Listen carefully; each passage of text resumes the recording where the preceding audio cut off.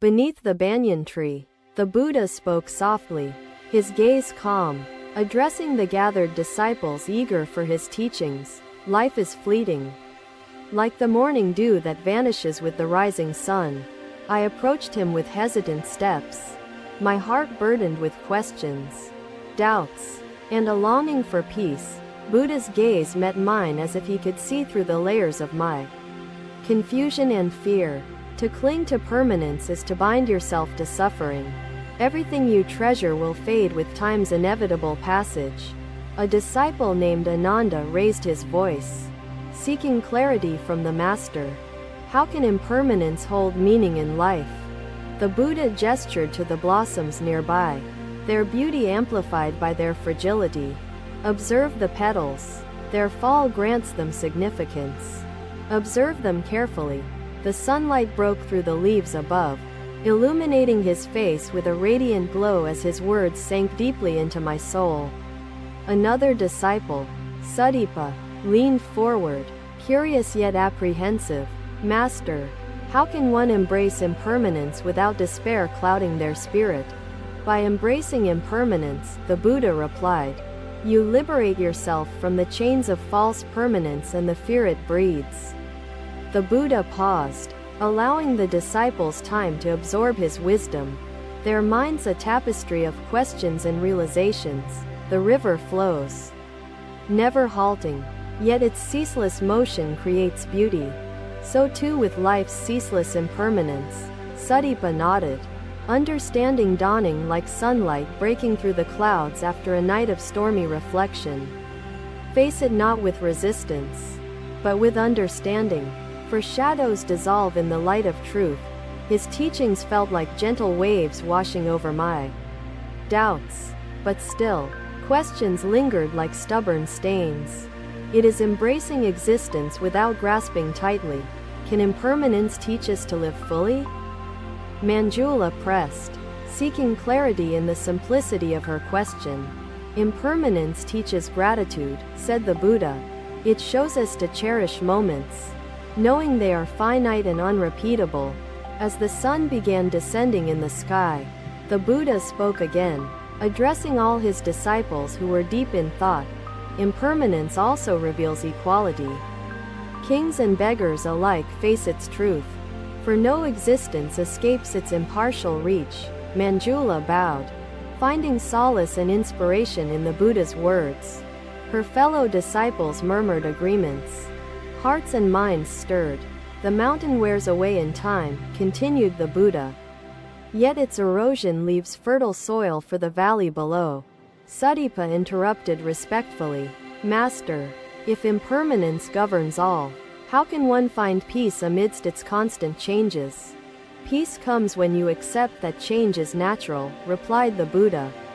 Resisting impermanence creates the suffering we wish to avoid. The group fell into silent meditation, contemplating the duality of joy and sorrow, permanence and impermanence. Hours passed, with the Buddha watching his disciples, providing them time to absorb and intertwine lessons with their thoughts. His wisdom felt like a seed planted within me, small yet filled with infinite potential. The forest seemed alive with his teachings, its sounds and movements becoming a symphony that echoed his eternal truths. Will the answers I seek ever reveal themselves fully? I asked, my voice laden with uncertainty. Buddha's gaze held mine, his words unwavering. The answers lie not in the revelation, but in the journey. Another day, another morning greeted the forest as sunlight bathed the earth, golden rays streaming through the ancient trees. The Buddha walked calmly, his saffron robes fluttering lightly, the sound of his footsteps blending with the whisper of leaves. In the nearby village, a woman knelt before him, her face etched with pain, her eyes red from endless weeping. Master, my heart is broken, she began, voice trembling. My son, my only child, has left this world forever. The Buddha gazed at her with infinite compassion, his voice soft as a gentle breeze. Buddha's voice lingered in my mind, his teachings like lanterns illuminating the path ahead. My heart felt lighter, My spirit awakened, ready to embrace the journey of discovery and growth. How can I go on when I have lost everything? The Buddha motioned her to rise and accompany him. Together they walked toward the village square where people gathered in curiosity. I approached, carrying questions born of restless nights.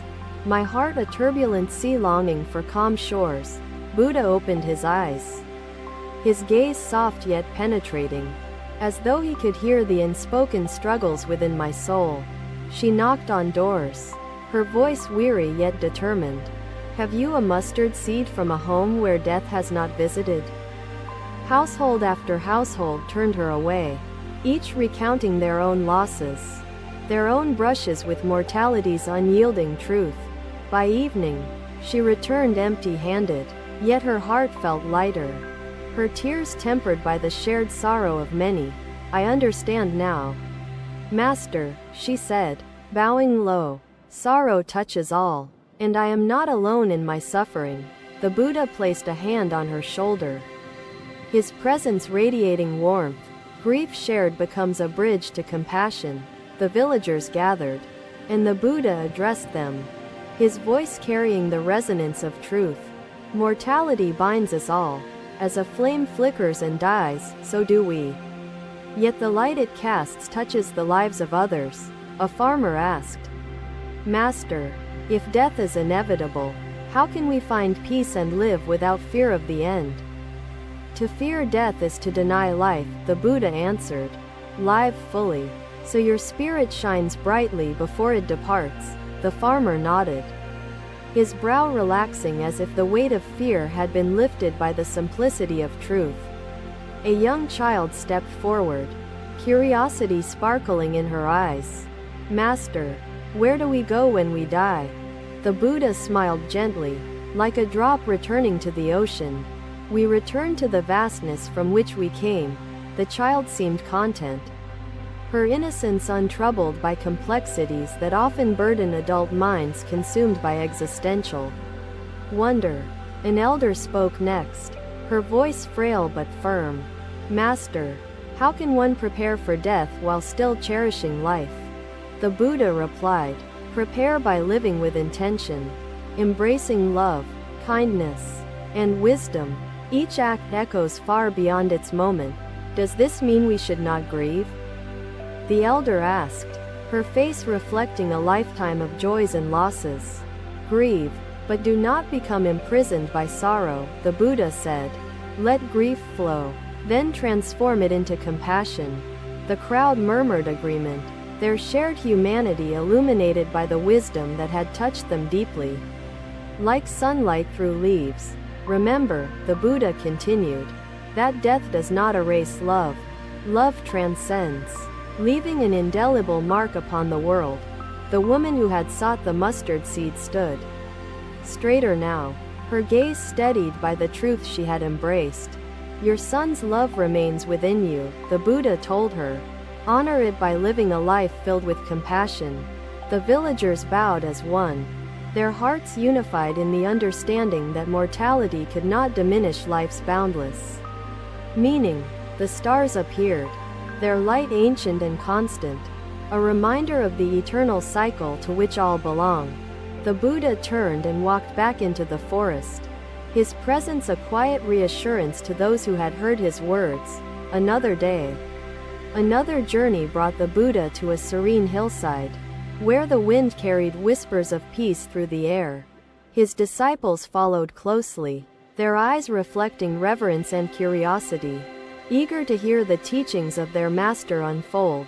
At the summit, the Buddha sat cross-legged, his tranquil presence bringing stillness to the hearts of all gathered around. Meaning arises not from grand discoveries but from the small acts of love and purpose woven into our daily lives. A disciple named Nanda knelt, his expression earnest. Master, I seek meaning in my life. How shall I find it? The Buddha's gaze softened as he spoke. Meaning is not given, it is created. Each choice you make is a thread. The wind danced around them, as if nature itself echoed the wisdom being shared in the harmony of the moment. Master, How can one choose wisely in a world filled with suffering? Nanda asked, his voice tinged with doubt. Suffering is a mirror, the Buddha replied. It reflects our shared humanity. Through compassion, we may transform suffering into meaning, the disciples murmured among themselves, their minds awakening to the interconnectedness of all beings and the path of purpose. Another disciple, Subhuti, raised his voice with uncertainty. How does one act with purpose when the future remains unseen and unknown? The Buddha gestured toward the valley below, lush and abundant. The farmer sows seeds not knowing which will flourish. Yet he sows. Subhuti pondered this wisdom, his heart beginning to grasp the courage required to act without assurance of immediate reward. A woman from the nearby village approached, her eyes shining with hope. Master, does wealth grant meaning, or is it an illusion? Wealth may build bridges or chains, the Buddha answered. True meaning lies not in possession but in the heart's intention. Her brow furrowed as she questioned further. If wealth fades, as all things do, how can we ensure our actions endure? Actions born of love and wisdom ripple beyond time, the Buddha replied. They leave echoes in hearts, far beyond possessions. His guidance felt liberating, encouraging me to embody his teachings rather than adhere rigidly to them. The morning light bathed the forest in a golden glow, its warmth mirroring the hope now ignited within me. Master, what if one feels lost, unable to discern their path toward meaning? Being lost is not failure, the Buddha said gently. It is an opportunity to pause, reflect, and listen to your heart. The sunlight shifted, bathing the hillside in golden hues, as if nature itself honored the unfolding truths graced upon them. Master, can meaning exist without love? Asked a disciple named Anjali, her voice steady yet tinged with vulnerability. Love is the wellspring of meaning, the Buddha said. Without love, actions are empty, disconnected from the essence of life. The disciples sat silently, reflecting on how love connected their actions to the greater tapestry of existence and purpose. As the sun neared the horizon, the Buddha stood, his presence a beacon of hope for all who gathered that day. Carry this truth, he said, that meaning is a path, not a destination. Every step taken in compassion is purpose fulfilled. The disciples bowed deeply, their hearts alight with the understanding that even the simplest acts could hold profound significance. The Buddha walked down the hillside, leaving behind the seeds of wisdom, knowing they would bloom within those who listened. How does one discover their true calling in this vast, unpredictable world? Buddha smiled gently, his expression illuminated with understanding. As he replied, purpose is not found, it is created through mindful actions. His words resonated deeply, sparking thoughts of possibilities I had never considered. Thank you for watching. Buddha's teachings are always with you. Subscribe to our channel and we will see you in the next video.